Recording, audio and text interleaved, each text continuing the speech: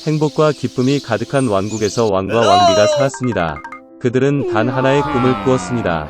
이미 모든 희망을 잃었을 때 딸이 태어났습니다. 그녀는 매우 달콤하고 아름다웠습니다. 이 경우 큰 축하 행사가 열렸고 많은 손님이 궁전에 초대되었으며 그 중에는 훌륭한 마법사가 있었습니다. 그들은 가장 따뜻하고 따뜻한 환영을 받았습니다. 그러나 왕과 여왕은 큰 실수를 저질렀습니다. 그들은 다른 마법사를 초대하는 것을 잊었습니다. 그녀는 수년 동안 그녀의 탑을 떠나지 않았고 모두가 그녀가 오래전에 죽었다고 생각했습니다. 공주에게 선물을 줄 때가 되자 요정들은 그녀에게 아름다움, 친절한 마음, 지성, 아름다운 목소리, 다양한 악기를 춤추고 연주하는 능력으로 아낌없이 보답했습니다. 마지막 마법사에게 차례가 왔을 때 사악한 요정이 갑자기 홀에 들어갔고 휴가에 초대하는 것을 잊었습니다. 칼은 즉시 그녀를 위해 가져왔지만 그녀는 그녀가 받아야 할 만큼 정중하게 받아들여지지 않았다고 느꼈습니다. 그녀에게서 장과 접시를 떼어내고 그녀는 주문을 중얼거렸다. 마법사는 16번째 생일에 공주가 스핀들로 손을 찔러 죽기를 바랐습니다. 여왕은 사악한 마법사의 소원에 몹시 울었고 왕은 마녀를 붙잡으라고 명령했습니다. 그러나 그녀는 불길한 웃음과 함께 이미 사라졌다. 다행히 마지막 요정은 아직 공주에게 소원을 말할 시간이 없었습니다. 그녀는 주문을 되돌릴 수 없었지만 그 소녀는 죽지 않고 사랑의 입맞춤에 깨어날 때까지 깊이 잠들 것이라고 약속했습니다. 왕은 즉시 왕국의 모든 방출을 파괴하라고 명령했습니다. 그리고 공주의 16번째 생일인 사악한 요정이 말한 날이 왔습니다. 공주는 아름답고 친절한 소녀로 자랐습니다. 왕은 3명의 마법사에게 그녀를 돌보라고 명령했습니다. 요정들은 눈의 사과처럼 그녀를 지켰습니다. 이날 왕과 왕비는 끔찍한 사건을 막기 위해 소녀를 방에 가두었습니다. 그러나 공주는 가두기를 원하지 않았습니다. 갑자기 그녀의 방 벽에 소녀가 본 적이 없는 문이 나타났다. 그녀는 문 밖에서 이상한 소리를 들었다. 호기심에 타서 그녀를 기다리고 있는 것을 알지 못하는 소녀는 그녀에게 들어갔다. 문은 여자가 공주에게 등을 대고 앉아있는 어두운 방으로 이어졌다. 그녀는 회전하고 있었다. 소녀는 그녀의 인생에서 스핀들을 본 적이 없었습니다. 그녀는 호기심이 생겼습니다. 공주는 스핀들로 가서 그것을 만지고 손가락을 찔러 깊은 잠에 빠졌습니다. 그리고 그 여자는 그녀의 주문이 이뤄진 것을 매우 기뻐하는 사악한 요정으로 밝혀졌습니다. 이제 모두가 공주 잠자는 숲속의 미녀라고 불렀습니다. 불행을 알게 된 친절한 마법사는 소녀가 깨어날 때까지 왕과 여왕과 왕국 전체를 잠들기로 결정했습니다. 얼마 지나지 않아 그처럼 뚫을 수 없는 나무 덤불과 가시 덤불이 성 주변에 자라서 아무도 그런 덤불을 통과할 수 없었습니다. 100년 후 다른 왕국에서 온 멋진 왕자가 사냥을 갔습니다. 멀리서 버려진 성의 탑을 보고 그는 부모님이 그에게 말한 잠자는 숲속의 미녀에 대한 오래된 이야기를 기억했습니다. 그리고 왕자는 안으로 들어가기로 결정했습니다. 그는 뚫을 수 없는 나무 덤불과 가시 덤불을 헤쳐나 가기 위해 고군분투했습니다. 그러나 결국 왕자는 버려진 성의 문에 접근했습니다. 그는 성 전체를 돌아다니며 왕자의 방을 들여다보았습니다. 왕자는 왕과 왕비가 자고 있는 것을 보았다. 그런 다음 방 중 하나에서 그는 잠자는 숲속의 미녀를 발견했습니다. 그녀는 꽃으로 장식된 침대에서 자고 있었습니다.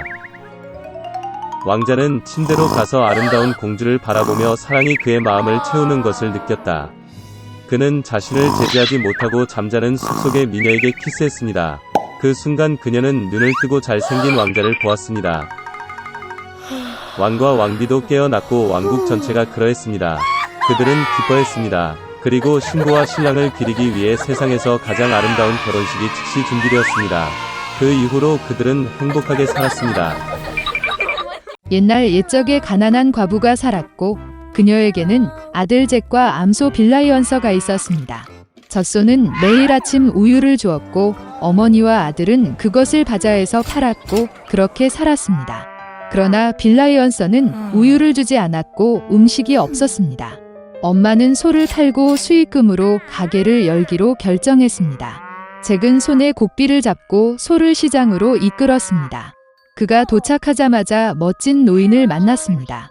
그는 잭의 소를 콩으로 바꾸고 싶다고 말했습니다.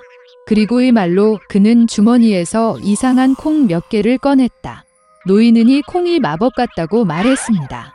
그들은 저녁에 심어야 하며 아침이 되면 하늘로 자랄 것입니다. 잭은 매우 관심을 갖고 동의했습니다. 소녀는 일찍 집에 돌아왔습니다. 어머니는 그가 전 지역의 젖소에게 약간의 불쾌한 콩을 주어서 매우 화가 났습니다. 그러나 잭은 노인의 말을 기억하고 할 일이 없다고 결정하고 마당에 콩을 심었습니다. 그는 다락방으로 올라가 슬프고 잠이 들었습니다. 아침에 잭은 일어나 마당에 있는 커다란 나무 같은 것을 보았습니다. 그리고 이것은 그의 콩이 싹이 트고 거대한 줄기가 하늘로 자랄 때까지 계속 위로 자랐습니다. 잭은 줄기 위로 뛰어올라 사다리처럼 올라갔습니다. 그는 마침내 하늘에 도달할 때까지 오르고 올라갔다. 그곳에서 그는 그를 거대한 성으로 이끄는 길고 넓은 길을 보았습니다. 잭은 문으로 가서 노크했습니다. 문이 열리고 키가 큰 여자가 문지방에 섰습니다. 두려움에 말을 더듬은 소녀는 아침 식사를 위해 무언가를 요청했습니다. 거인은 그를 들여보냈지만 그는 식인종이기 때문에 남편의 눈을 잡지 말라고 경고했습니다. 그녀는 잭을 부엌으로 데려갔습니다.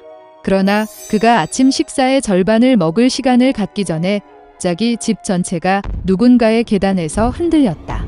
소녀는 당황하지 않고 즉시 용광로에 뛰어들었습니다. 그리고 바로 그 순간 식인종이 방에 들어왔습니다. 글쎄, 그는 산만큼 컸다. 식인종은 거대한 상자에서 금 가방 2개를 꺼내 앉아 동전을 세었습니다. 그는 세고 마침내 고개를 끄덕이고 코를 골기 시작했습니다. 그런 다음 잭은 천천히 오븐에서 나와 식인종을 지나서 금을 한 봉지 집어들고 콩줄기로 달려갔습니다. 그는 자루를 내려놓고 줄기를 아래로 내려가 마침내 자신의 집에 도착했습니다.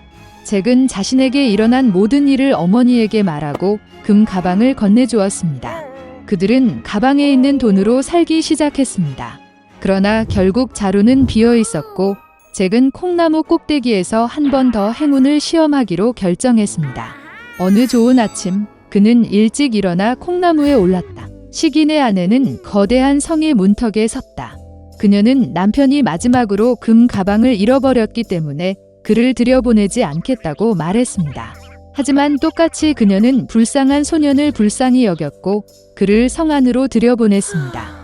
갑자기 거인의 발소리가 들렸고 잭은 다시 용광로에 숨었습니다. 식인종이 들어가서 아내에게 황금알을 낳는 암탉을 가져오라고 했습니다. 거인이 가져왔고 5억원은 닭에게 낳으라고 명령했고 그녀는 황금알을 낳았습니다.